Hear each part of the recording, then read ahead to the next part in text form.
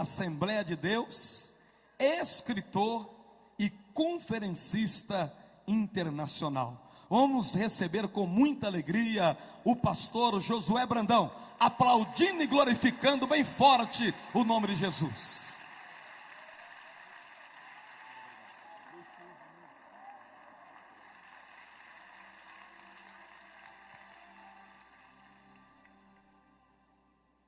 Louvado seja para sempre o nome bendito e santo de Jesus, porque dele e por ele e para ele são todas as coisas. Glória, pois, a ele eternamente. Queridos, eu quero saudá-los com a graça e a paz do Senhor. Podem assentar-se, muito obrigado. Quero saudar fraternal e carinhosa, bem como calorosamente, pastor Jerônimo Onofre, presidente deste seminário, os pastores aqui presentes, das mais diversas regiões deste abençoado país. Quero saudar nesta noite, nesta manhã, os irmãos que estão nos telões, aí ao redor, nos 6 auditórios anexos, participando destas manhãs, tardes e noites de ministração da palavra de Deus. Quero nesta manhã apresentar o meu respeito aos mais diversos homens de Deus que já estiveram ministrando aqui ao longo deste seminário, desta conferência que começou no sábado. Foram muitos, e a cada um Deus usou segundo a sua misericórdia, segundo a disposição de cada coração. Deus continue abençoando pastor Jorge Linhares, pastor Silmar, pastor Marco Feliciano, pastor Abílio Santana, pastor Jerônimo, os outros pastores que ministraram, pastor Nelson Rocha, nosso amigo e companheiro, todos os pastores que ministraram aqui nesse seminário. Mão de Deus continue estendida sobre cada um. Eu gostaria que os irmãos me permitissem apresentar uma pessoa que é muito especial, mesmo porque Deus confiou a esta pessoa a responsabilidade de me educar, de formar meu caráter e de me ensinar nos caminhos de Cristo. É o meu pai, pastor Gervásio, está aqui. Eu agradeço a Deus pela sua vida. Vem, nos abençoe. Vem da Bahia, onde nós moramos e servimos ao Senhor, sim. Eu estou vindo de Macapá e São Luís este final de semana para compartilhar com os irmãos da palavra de Deus. Eu quero, antes de fazer a leitura bíblica, expressar os meus sinceros agradecimentos ao pastor Jerônimo e à sua equipe pelo privilégio que nos deram de convidar-nos para participar desse seminário e cooperar aqui, colaborar com o reino de Deus e engrandecer o nome de Jesus, porque somente Ele é digno. Deus abençoe. Quero também pedir oração por nós, pela minha casa, pela minha esposa, pelo nosso filho, para que Deus continue nos guardando, nos abençoando, nos dirigindo, segundo a sua misericórdia. Eu estava orando ali, pedindo a Deus socorro para hoje de manhã, e eu lembrei-me que há 3 anos atrás, nosso filho hoje tem 8 anos, há 3 anos atrás, portanto com 5 anos, eu estava viajando, ele tinha 5 anos, e a minha esposa entrou no quarto e flagrou meu filho orando, nosso filho orando, e ele disse, eu acho que ele queria dizer, Deus protege meu pai, guarda, alguma coisa desse tipo, mas me parece que ele não achou a palavra, e ele disse, Jesus, fica em cima do meu pai. E hoje de manhã eu estava orando aqui, e eu me flagrei dizendo, Jesus, fica em cima de mim. Portanto, queridos, nós queremos ser despidos de toda e qualquer vaidade nesta manhã. Eu quero ministrar nesta manhã na tua vida que todo pensamento será levado cativo a obediência de Cristo, porque Deus é digno de ser honrado nesta manhã. Amém. Deus abençoe cada pastor, em nome de Jesus, cada pastora e servos de Deus, do Deus Altíssimo. Antes de ministrar a palavra, eu queria dizer para os irmãos, depois da pregação eu acredito que nós não teremos ambiente para falar disso, então eu quero encerrar a mensagem assim, chorando e devolver o microfone.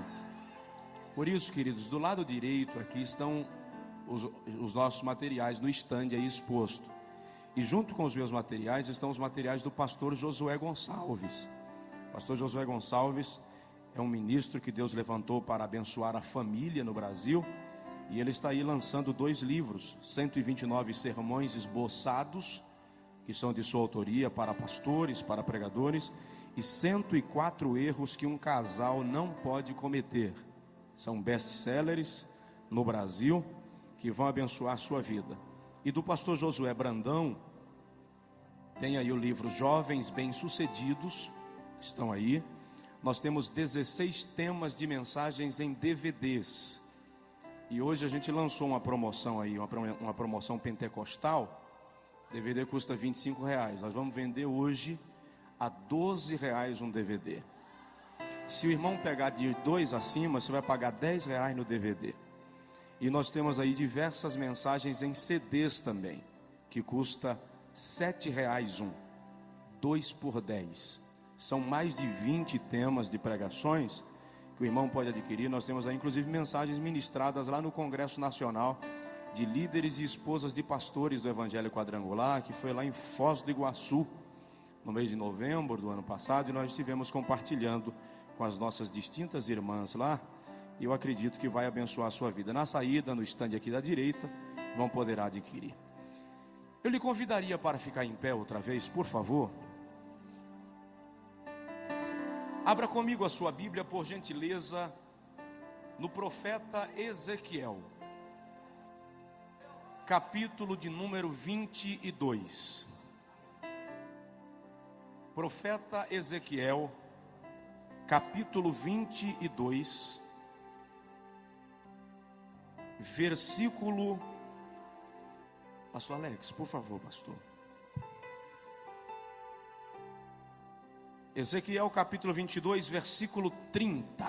Aí nos telões, diante dos telões, abra conosco também a sua Bíblia, por favor. Diz assim, Ezequiel 22, 30. E busquei entre eles um homem que tapasse o muro e se colocasse na brecha perante mim, por esta terra, para que eu não a destruísse, mas a ninguém achei. E busquei dentre eles um homem que tapasse o muro e se colocasse na brecha perante mim, por esta terra, para que eu não a destruísse, mas a ninguém achei. O tema deste congresso diz: produzindo por 1000 homens. Diz aí para o irmão do seu lado: você vai sair daqui para multiplicar. Levante a sua mão comigo assim, por favor, e diga comigo: Senhor Deus, eu quero que a tua palavra seja profecia para a minha vida, e eu te darei a honra e a glória para sempre. Amém. Antes de sentar, dá uma cotoveladinha no vizinho e diz para ele: dar glória a Deus aqui é de graça.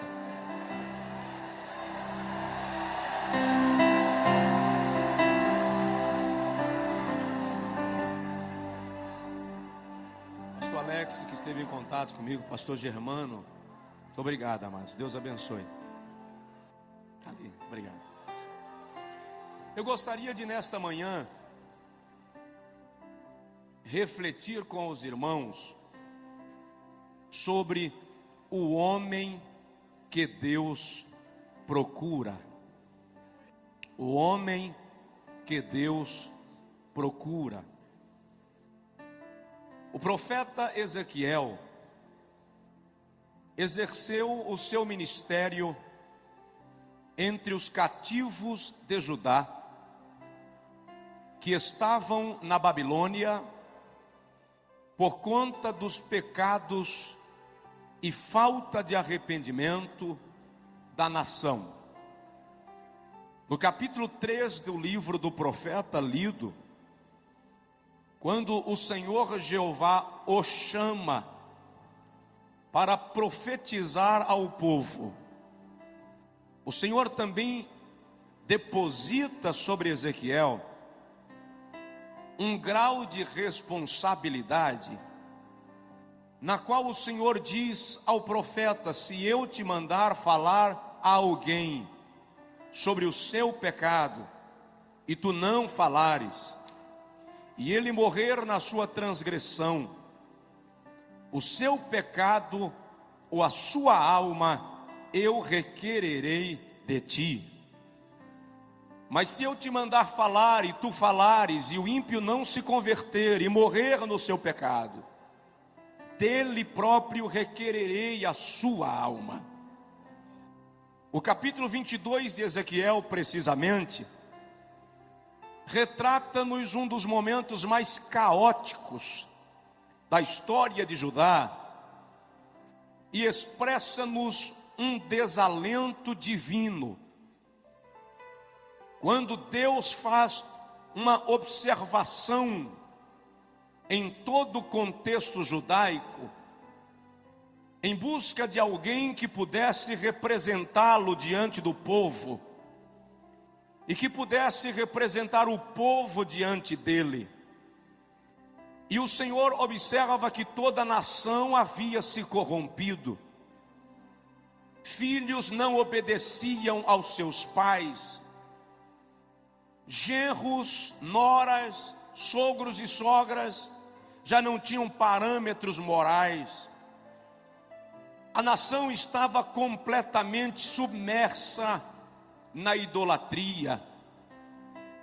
As três principais classes de pessoas em Israel eram os reis, profetas e sacerdotes. E o Senhor foi à corte em busca de um rei, de um príncipe, de algum descendente da linhagem real, que pudesse representar o povo. Mas o texto diz que os príncipes estavam com as mãos manchadas de sangue, tomados pela violência, pela injustiça, pela corrupção. Então Deus deixa a corte e vai ao templo, em busca dos sacerdotes. Os sacerdotes eram representantes de Deus, ou representantes do povo diante de Deus. Mas o Senhor se surpreende quando observa que os sacerdotes também não eram fiéis. Eles ofereciam manjares detestáveis no altar de Deus. O seu sacrifício era rejeitado por Deus. Como os sacerdotes não estavam em condição de representar o povo na brecha, o Senhor então vai às montanhas em busca dos profetas. Enquanto os sacerdotes eram representantes do povo diante de Deus, os profetas eram representantes de Deus diante do povo. Mas o Senhor observa que os profetas eram mentirosos, transmitiam mensagem a bel prazer, para agradar as pessoas que lhes ouviam. É quando o Senhor percebe que nem reis, nem sacerdotes, nem profetas estavam em condição, que ele cochicha com Ezequiel e lamenta. E diz: eu busquei entre eles um homem que tapasse o muro e estivesse na brecha perante mim por esta terra, para que eu não a destruísse, mas a ninguém achei. É uma tragédia quando o pecado, a corrupção, consegue se estabelecer no meio do povo de Deus, de tal forma que o Senhor não encontra ninguém capaz de interceder, de liderar um movimento de arrependimento e conversão, de conduzir o povo de volta ao avivamento. A igreja moderna está tendendo, está caminhando num rumo de secularismo, num rumo de vaidade e de pecado tão perigoso, que nós estamos começando a nos silenciar como aqueles homens de Judá.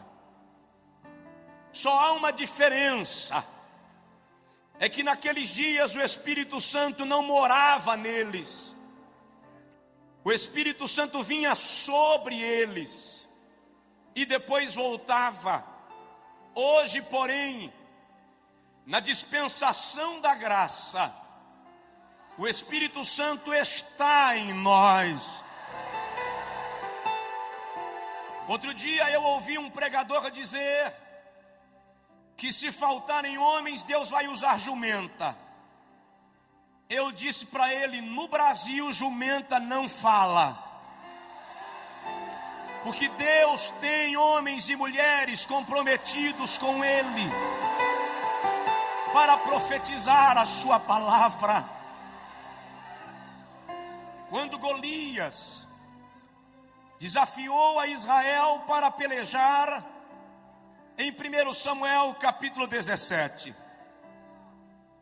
Golias disse: se houver em Israel um homem capaz de lutar comigo e vencer, eu e os filisteus seremos vossos escravos. Golias não estava desafiando uma nação, ele estava querendo um homem. Quando Charles Spurgeon pregava em Chicago, ele disse: o mundo ainda não viu o que Deus pode fazer por meio de um homem que entregar-se nas suas mãos sem reservas.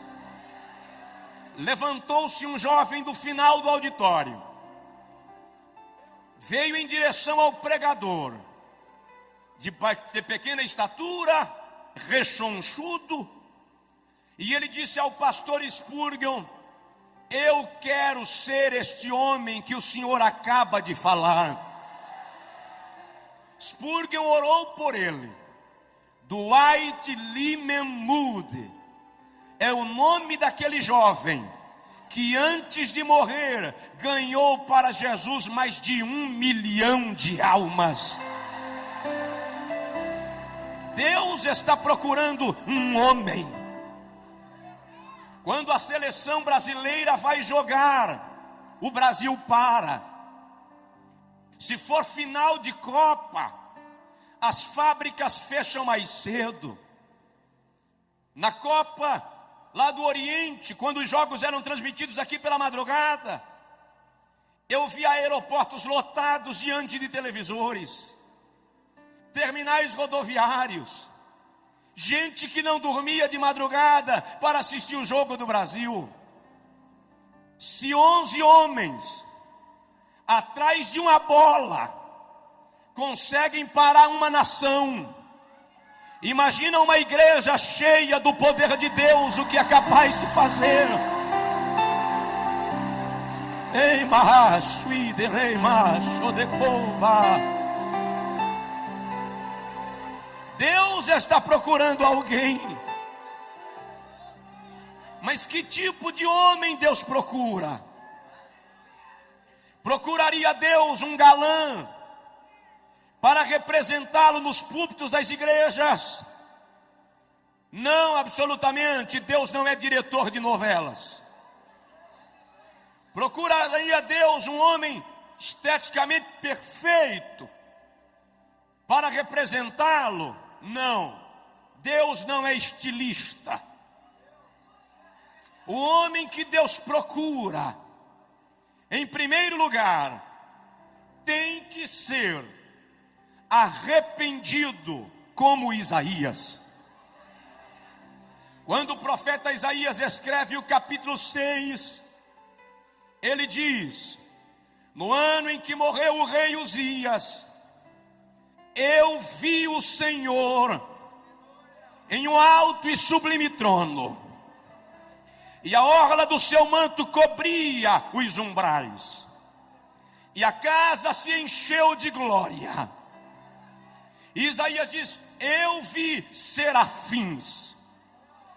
A palavra serafins significa ardentes, aquele que está em chamas. E Isaías diz que os serafins com duas asas cobriam os rostos em reverência à santidade de Deus.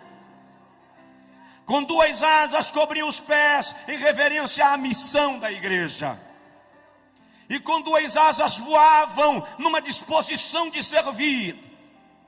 E diziam: Kodesh, Kodesh, Kodesh, Yahvé, Sabaoth, Santo, Santo, Santo, é o Senhor dos exércitos. Aqui e nos auditórios anexos do telão, levante a mão comigo, por favor. Vamos juntos.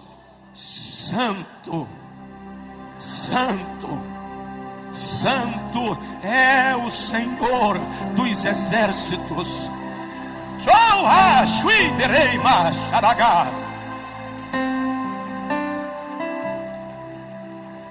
Quando Isaías viu aquilo, ele caiu e disse: ai de mim, que vou perecendo, porque eu sou um homem de lábios impuros, e habito no meio de um povo de impuros lábios, e os meus olhos viram o Rei, o Senhor dos exércitos.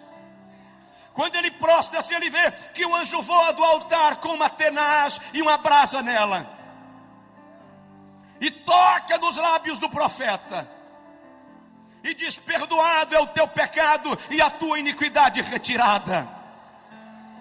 É aí que Isaías ouve o Senhor declarar: a quem enviarei? E quem há de ir por nós? Deus não pode usar um homem que não se arrepende. Sinceramente, querido, Deus não espera que você não peque. Deus não espera que você não falhe. Mas Deus espera que você não permaneça no pecado. Salmo 32:5, o salmista diz: confessei-te o meu pecado e a minha iniquidade não encobri. Salmos 66, 18 e 19, ele diz assim: se eu tivesse guardado o pecado no meu coração, o Senhor não teria me ouvido, mas graças a Deus que o Senhor atendeu a voz da minha oração. Nós estamos vivendo dias distintos de Deus, que o Espírito Santo vai gerar na igreja uma sede de pureza, de santidade, que vai fazer com que o pecado comece a sair de entre nós. Ninguém se engane, a figueira vai balançar, o dono da casa vai varrer a casa, e vai achar a dracma perdida, e vai nos comprometer mais com ele. A Bíblia diz que há dois advogados que trabalham 24 horas em torno do nosso nome. Está escrito em Apocalipse capítulo 12, versículo 9, que Satanás, de dia e de noite, nos acusa diante de Deus. Mas está escrito na primeira epístola de João, capítulo 2, versículo 1, que se pecarmos, Temos um advogado perante o Pai, Jesus Cristo, o justo. E eu entendo, é possível que hajam advogados aqui.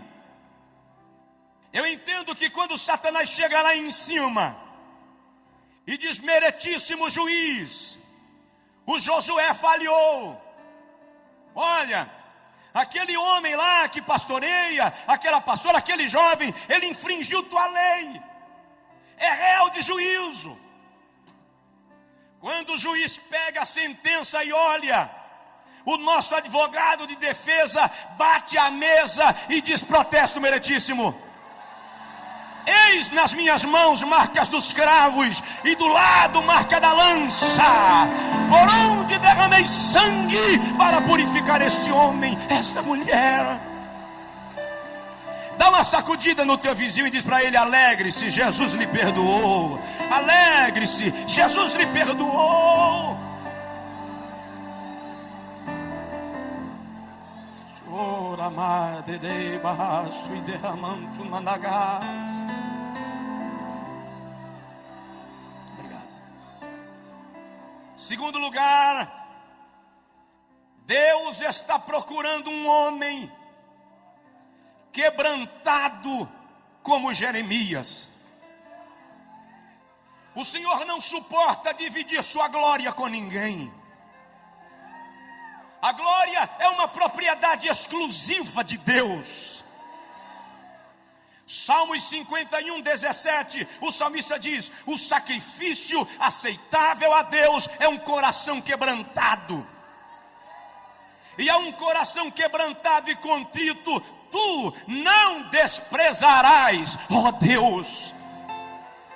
O vocábulo quebrantado ali vem do hebraico dakar e significa esmiuçar, fazer virar pó, anular. É o homem descer do pedestal, perder a pose, deixar de ser centro e se render à plenitude de Deus. Eu ouvi um dia um pregador dizer: levei Jeová no canto da parede. Quando ele terminou de pregar, eu falei com ele: você levou uma aranha. Jeová não vai ao canto da parede. Não vai. A Bíblia diz no Salmo 148 que ele chama as estrelas pelos nomes. A Bíblia diz em Isaías 40 que ele pesa os montes em balança penduradas em seu dedo. A Bíblia diz em Naum que as nuvens são a poeira dos seus pés. Em Jó 39, 27 ele diz assim: Jó, eu chamo os raios pelos nomes. Eles se apresentam a mim e dizem-me: eis-nos aqui. Quem sou eu para levar no canto da parede quem chama raio pelo nome, irmão? Nós temos aqui fazer como Jeremias. No capítulo 9, versículo 1, ele diz: quiçá, quem dera, minha cabeça se transformasse em águas, e os meus olhos em fonte de lágrimas, e eu choraria de dia e de noite os mortos da filha do meu povo. Deus está em busca de alguém que chore. Deus está em busca de alguém que derrame lágrimas.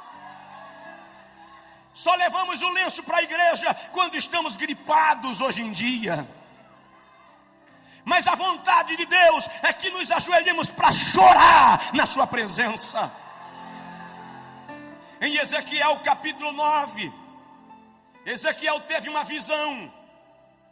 Ele viu homens armados entrando em Jerusalém.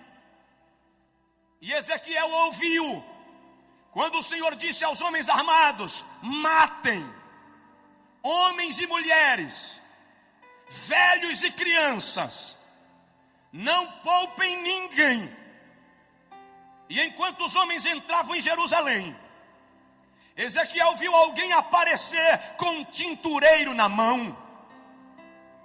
E Ezequiel ouviu quando o Senhor disse aos homens armados: parem, esperem, até que sejam marcados com tinta aqueles que ainda choram no meu altar, depois matai o resto. Deus quer alguém que chore na sua presença, alguém que derrame a alma, alguém que perca o sono de madrugada para chorar por alguma causa. Deus está querendo alguém que mais do que fazer graça, se quebrante perante Ele, que mais do que falar de si próprio, experimente seu poder. Você pode não ser um grande pregador, você pode não ser conhecido nem na tua igreja, mas se você chora, Deus conhece você, e isso é o que importa. Oh, aleluia! Está na hora de chorar. Diz aí para o irmão do seu lado: Deus está procurando quem chora.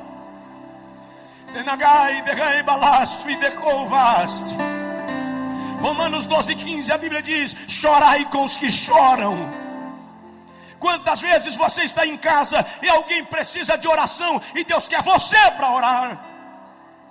Minha esposa estava grávida, 8 meses de gestação. Na madrugada de 23 de agosto, ela acordou sentindo dores de parto. Eu levei-a ao hospital da pequena cidade onde morávamos na época, em 96. Quando eu cheguei lá, a chefe de enfermagem disse: pastor, tira ela daqui, leva para outra cidade vizinha, Jacobina, porque aqui não resolve. Quando eu cheguei lá, a médica que havia acompanhado o período pré-natal me disse: tem que interná-la agora. Enquanto eu preenchia a ficha de internamento, a bolsa do líquido amniótico rompeu. A hemorragia começou. Em menos de 30 minutos a médica me disse: eu preciso fazer um parto cesáreo para salvar a mãe, porque a criança já morreu. Não tem mais chance. Eu fiquei atônito. E ela disse para mim: você demorou a responder, já pensou na possibilidade de ficar viúvo? Eu disse para ela, com 22 anos, não. Fui para o carro que eu estava, ajoelhei no lastro e comecei a chorar. Enquanto eu chorava, eu disse a Deus: é a esposa e o filho, eu não aguento. De repente eu parei e disse para mim mesmo: eu não posso chorar agora, eu tenho que resolver. E eu voltei e disse à médica: faz o parto, mas faça o possível. É a esposa e o filho, é o fígado e o coração. Eu não tenho 2 de cada, só tenho um. 11h30, minha esposa entrou no centro cirúrgico e eu não podia orar. Eu media os corredores da clínica, mas a 200 quilômetros, Deus levantou uma irmã que preparava o almoço e disse para ela: Deusa, deixa o almoço queimar e vai orar por Josué, porque grande é a luta. Eu disse para ela, depois que ela desobedeceu, Deus mandou ela deixar o almoço queimar, e ela desligou o fogo. Mas ela foi orar, e enquanto ela clamava, orava, o Senhor disse: clama, porque grande é a angústia. 2h25 da tarde, o Senhor falou com a irmã Deusa: levante, que eu já fiz o milagre. 2h30, o pediatra saiu do centro cirúrgico e ele não falava, ele gritava, ele dizia assim: Deus está nesse lugar, Deus fez um milagre, Deus fez um milagre. Eu perguntei: doutor, como é que está minha esposa? Ele me segurou e disse: eu estou te dizendo que Deus fez um milagre, a tua esposa está bem e o teu filho fora de perigo, porque Deus é fiel. Chora. Anteontem em São Luís, uma irmã me disse: pastor, já pensei 2 vezes em largar meu marido. Eu disse: não larga não. Ela disse: por que vocês só dizem não larga não? Eu falei com ela: porque chorar resolve. Chora na presença de Deus. Terceiro lugar, Deus está procurando um homem obediente como Abraão. Gênesis capítulo 12, versículo 1. O Senhor aparece a Abraão, e diz: sai-te da tua terra, da casa do teu pai, do meio da tua parentela, para a terra que eu haverei de te mostrar. E eu engrandecerei o teu nome, e te abençoarei, e tu serás uma bênção. E abençoarei os que te abençoarem, e amaldiçoarei aos que te amaldiçoarem. E em ti serão benditas todas as famílias da terra. Gênesis 12 diz: partiu, pois, Abrão conforme o Senhor lhe ordenara. Quer saber de uma coisa? O grande problema da religiosidade é que ela está formando crentes de sacrifícios e não crentes de obediência. Por qualquer problema, eu quero pagar o preço. Eu faço uma corrente de 7 semanas. Eu faço 7 vigílias. Por qualquer coisa, eu faço uma campanha de jejum. Não pelo prazer, pelo sacrifício. E depois tem irmão que diz assim: eu recebi porque paguei o preço. Se fosse para eu pagar o preço, o Calvário não existiria. Quem pagou o preço foi Jesus. Tu recebes pela graça. Eu não estou dizendo para você não jejuar, não. Jejue. Faça campanhas de oração, faça corrente, não tem problema. Mas não faça pelo sacrifício, faça pelo prazer de estar na presença de Deus. Faça pelo prazer de se comungar com Deus. O outro problema hoje é que muita gente que quer obedecer a Deus está querendo garantias palpáveis, está querendo saber qual vai ser o retorno. E nesta noite eu quero lhe dizer, desta manhã, que Deus não dá garantias palpáveis a ninguém. Obedecer a Deus é questão de fé. Se você crê nele, ele cuida de você. Dá uma olhadinha no teu vizinho e diz para ele: obedeça. Irmão, se Deus lhe mandar sentar, nem olhe se tem cadeira, sente. Se Deus lhe mandar ir, vá, porque Ele vai contigo. Homens obedientes como Abraão. Em quarto lugar, Deus está procurando homens, além de arrependidos como Isaías, quebrantados como Jeremias, obedientes como Abraão. Ele está procurando homens restaurados como Pedro. Não funciona, querido, maquiar a vida espiritual e se apresentar como se fosse teatro. A vida cristã não pode ser movida de atrizismo, de representação, de hipocrisia.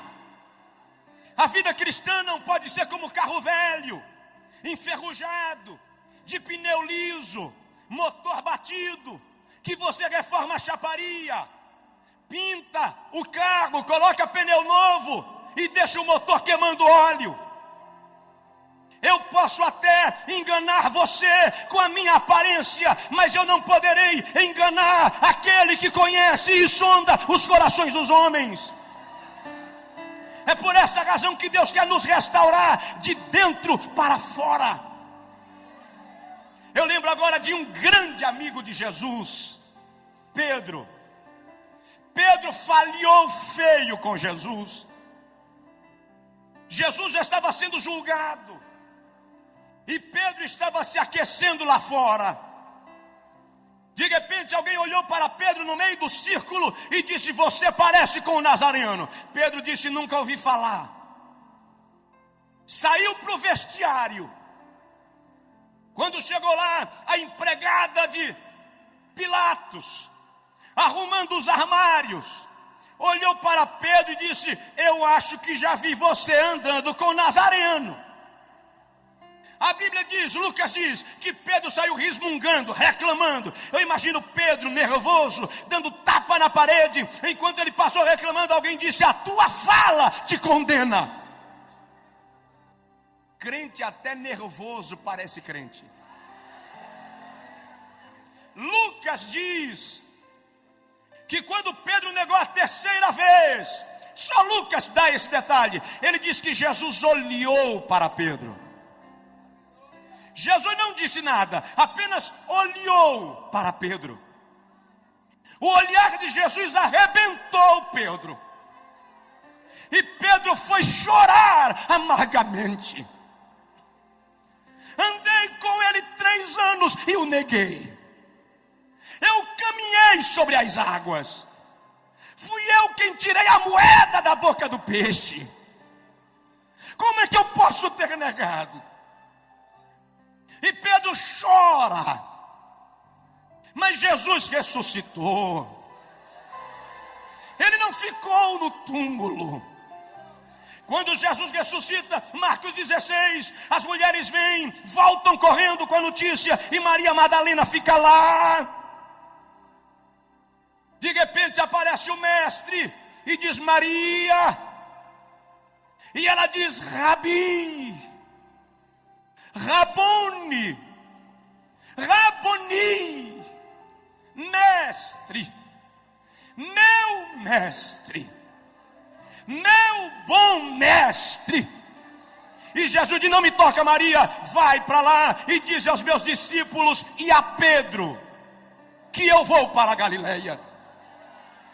Por que Jesus disse e a Pedro? Por que não e a João, que ficou ao pé da cruz até a última hora? Porque Jesus sabia que Pedro não teria coragem de encará-lo. E eu imagino Maria chegar na reunião dos 12 e dizer, olha, eu vi o mestre. Ele me disse que é para a gente ir para a Galileia, que lá ele vai conversar com a gente. E você, irmão Pedro? Sim, irmã Maria, Jesus disse que você não pode faltar lá.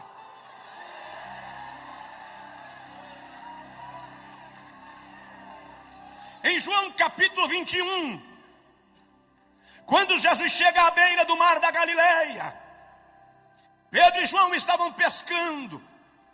Alguém gritou da praia, Pedro, João, é o mestre. João pulou dentro da água e veio em direção ao mestre. Pedro pulou dentro da água e se escondeu atrás do barco. Ele não tinha coragem de ver Jesus.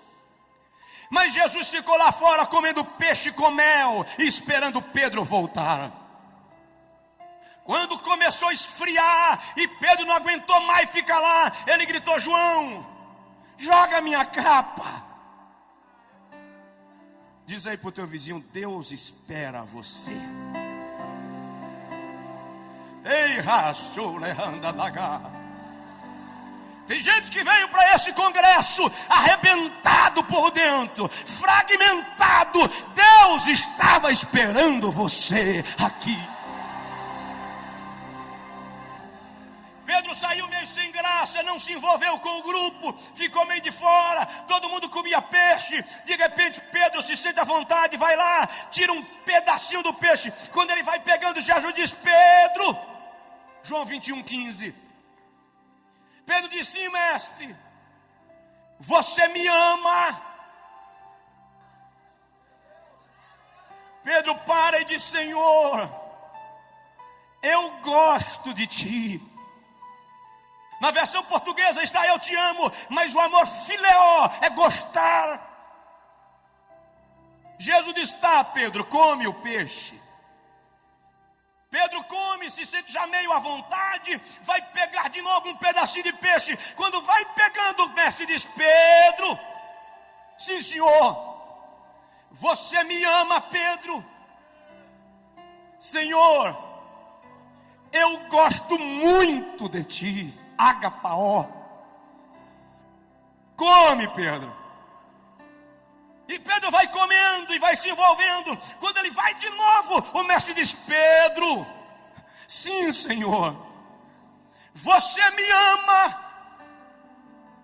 A Bíblia diz que Pedro entristeceu-se. Mas aquela tristeza é porque Jesus atingiu a ferida de Pedro. Jesus chegou no problema de Pedro. Ele tirou o cascão. Pedro olhou para o mestre e disse: Senhor, tu sabes que eu te amo. Jesus estava restaurando Pedro. Jesus estava refazendo a vida de Pedro. Depois é Pedro que aparece em Atos 3,19, num dos versículos mais belos das pregações de Pedro, quando ele diz: convertei-vos e virá os tempos do refrigério. Tempo de refrigério no original grego é tempo de restauração. Deus não lhe chamou para viver despedaçado e no prejuízo da fé. Ele quer restaurar a tua vida. Deus quer restaurar as tuas emoções, curar a tua alma. Esposa, tu que viestes ferida e Satanás te convenceu que os homens são todos iguais, ninguém presta, eu vim te dizer nesta manhã que o Espírito de Deus quer curar o teu coração. Ele quer te fazer voltar para casa abençoada. Levante a sua mão assim comigo, por favor, aqui nos telões, e diga comigo: Senhor Jesus, eu quero ser um instrumento de restauração. Se for possível, coloque a mão no ombro do irmão do seu lado, ou pegue na mão dele e dê uma palavra profética de vitória, de restauração, de milagre na vida desta pessoa, porque tu não vais sair daqui do jeito que viestes. É tempo de restauração. Deus está procurando homens restaurados. Deus está querendo mudar você. Oh, rai de coi de racho e derramandagare bagai.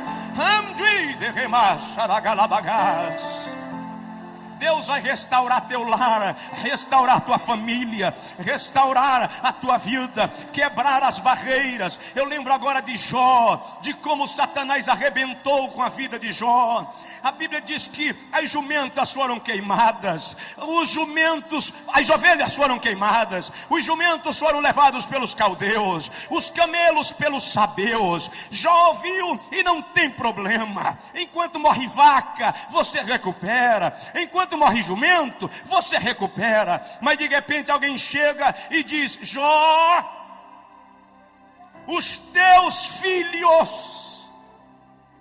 Jó pergunta: o que tem os meus filhos? Satanás mexeu na vida de Jó onde não podia mexer, nos filhos. Olha Jó, eles estavam na casa do irmão mais velho. Veio um redemoinho com um terremoto e derrubou a casa.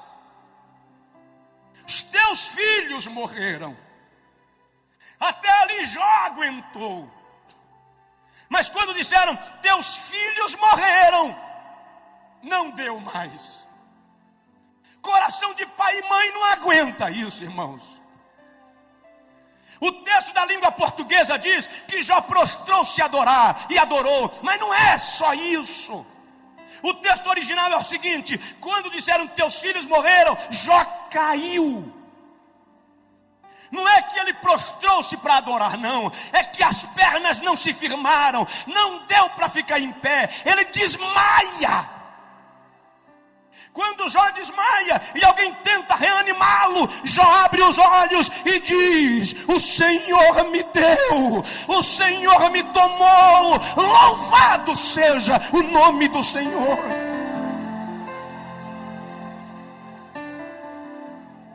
Depois Satanás fere a Jó de úlceras malignas, da planta do pé à cabeça. No capítulo 6, Jó diz que até na sua boca haviam tumores purulentos.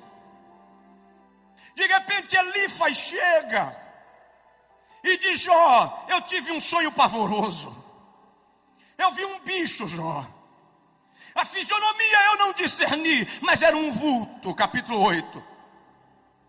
E eu me amedrontei, e os meus cabelos se arrepiaram. Quando Satanás viu que Jó não blasfemaria, ele disse ao anjo da morte: ronda Jó, Não tem macho que não estremeça quando o gelo da morte lhe bate o corpo. Quando Jó sentiu o gelo da morte, capítulo 13, versículo 15, ele diz: ainda que ele me mate, eu ainda esperarei no Senhor.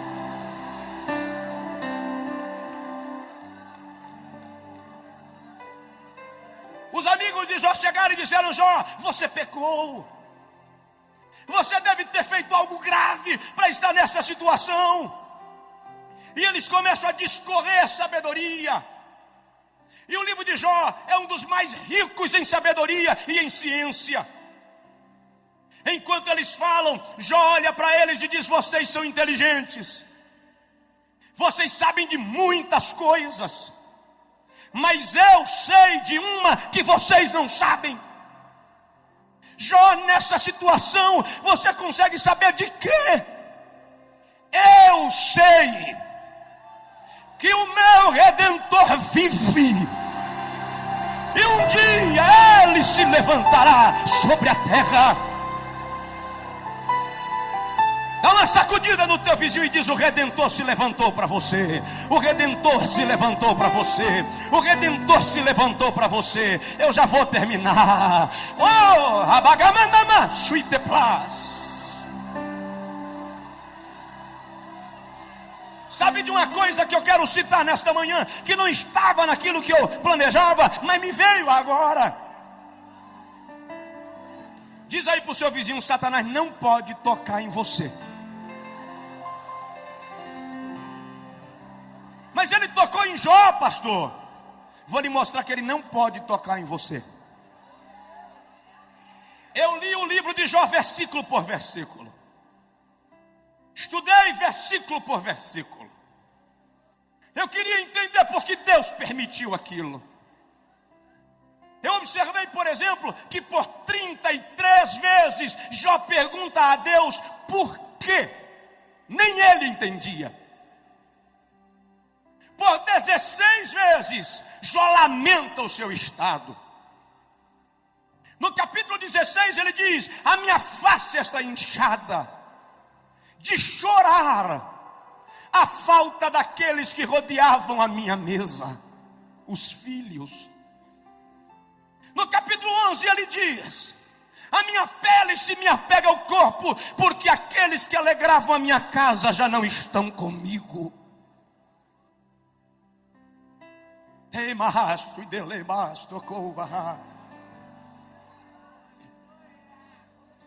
Mas no livro de Jó só tem uma reclamação. Está no capítulo 9, versículo 33. Quando Jó diz: se eu tivesse um árbitro, se eu tivesse um intercessor, se eu tivesse um sacerdote que julgasse a minha causa diante do Todo-Poderoso, eu não estaria assim. Jó sentiu falta de quem? De Jesus. Jó sentiu falta de Jesus. Em Lucas 22, 31, Jesus chega para Pedro e diz: Pedro, Satanás pediu ao Pai para te peneirar como trigo. Como se dissesse: Satanás quis fazer com você o que fez com Jó. Mas eu roguei ao Pai por ti, para que a tua fé não desfaleça. Quer saber de uma coisa, pastores? Quando Satanás chega lá em cima e diz: Jeová, eu quero dar uma sacudida no pastor Jerônimo, eu quero dar uma balançada no Josué, eu quero pegar aquela pastora e passar rasteira nela, Jesus atravessa na frente e diz: Pai, ele não, Pai, ela não, porque são meus e eu tenho compromisso com eles. Fica de pé, por favor, em nome de Jesus. Lei, Pai, derramai, decova, xaragalabagobe, cachute, plast. Dá um abraço no teu vizinho, se possível, um aperto de mão, e diz para ele: Satanás não vai tocar em você. Satanás não vai tocar em você. Satanás não vai tocar em você. Oh, rei, nos telões, nos auditórios anexos, é tempo de restauração, é tempo de vitória.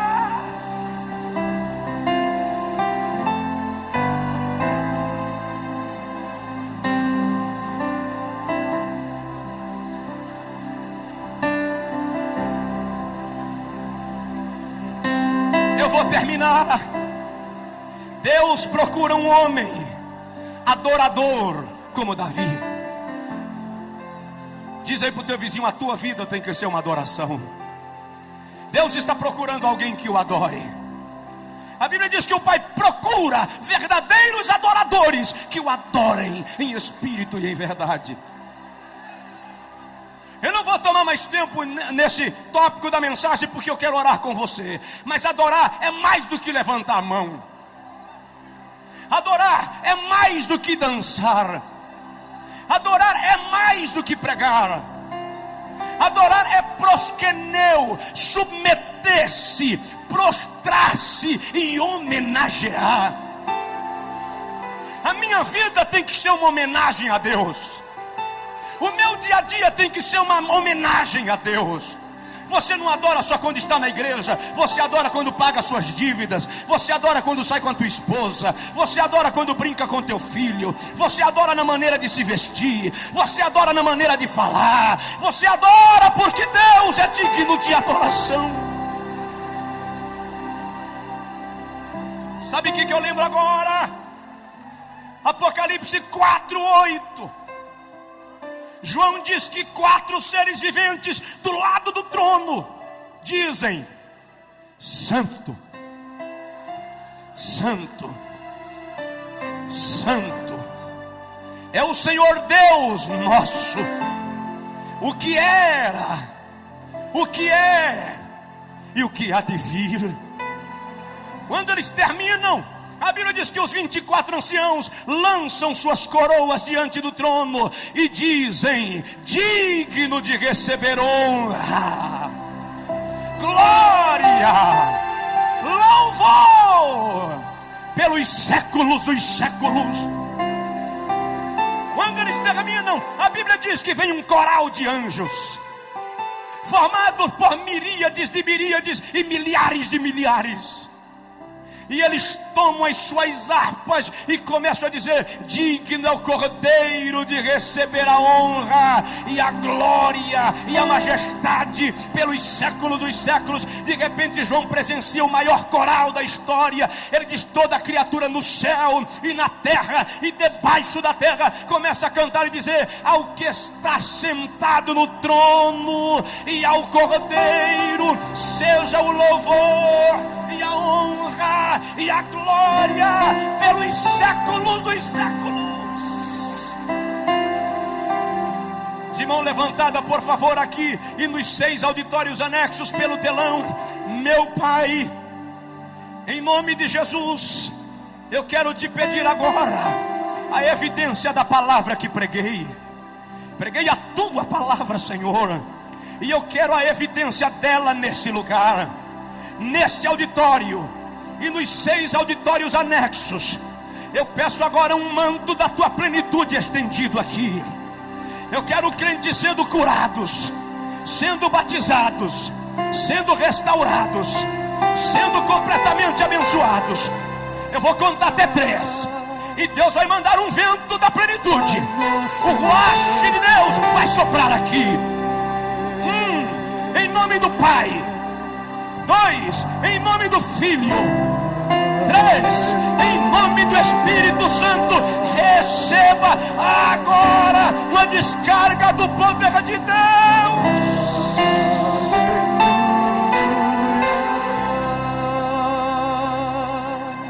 Pai nosso Deus, Era bagai, de quem o te faça da garabagá. Deus está procurando um homem. Deus está procurando você. Ele te encontrou hoje de manhã. Receba a graça. Louve, adore, adore, adore. Adore, adore, adore, adore. Adore. Adore, adore, adore. Adore, apenas adore. Apenas adore, apenas adore. Tem gente que não está aguentando o poder de Deus, está ajoelhando, está caindo, está se prostrando. Lá nos auditórios anexos, pelo telão, receba a plenitude do Espírito de Deus na sua vida. Receba o Espírito de Deus enchendo sua vida.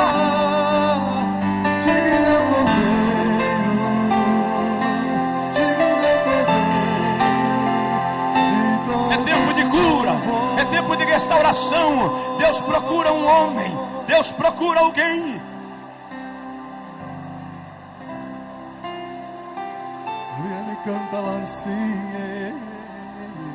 Quem pode, cante, toda a igreja. Aleluia. Todo auditório aqui e nos anexos, comece a exaltar. O Pai procura verdadeiros adoradores.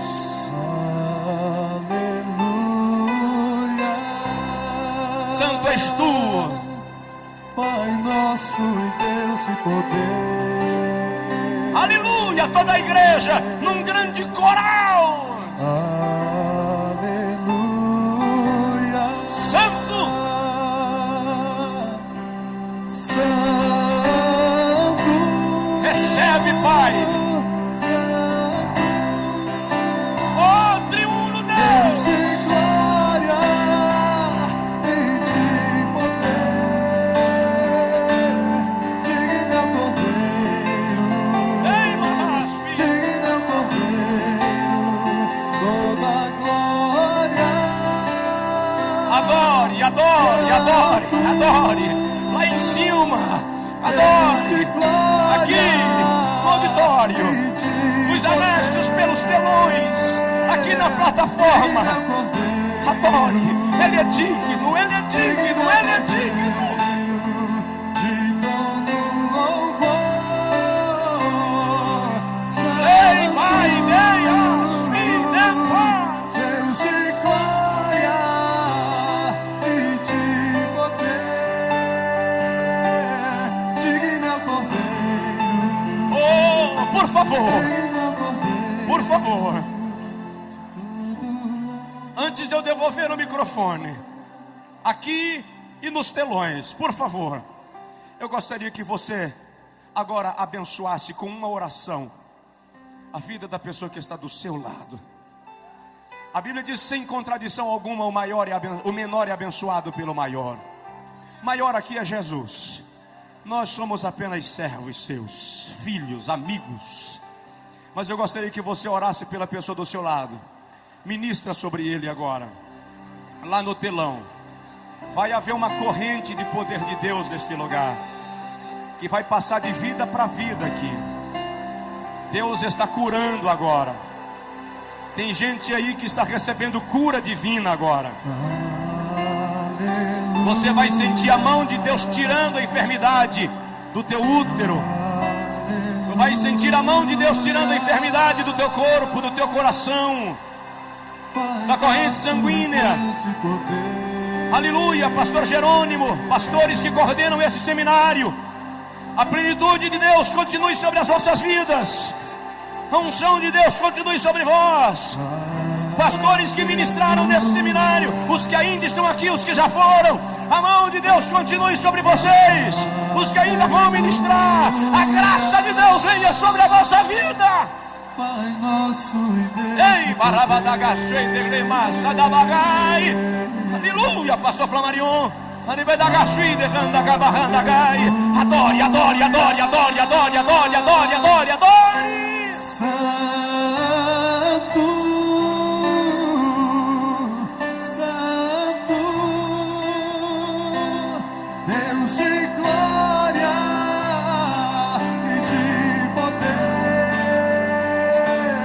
Digno é o Cordeiro, digno é o Cordeiro de todo louvor. Santo,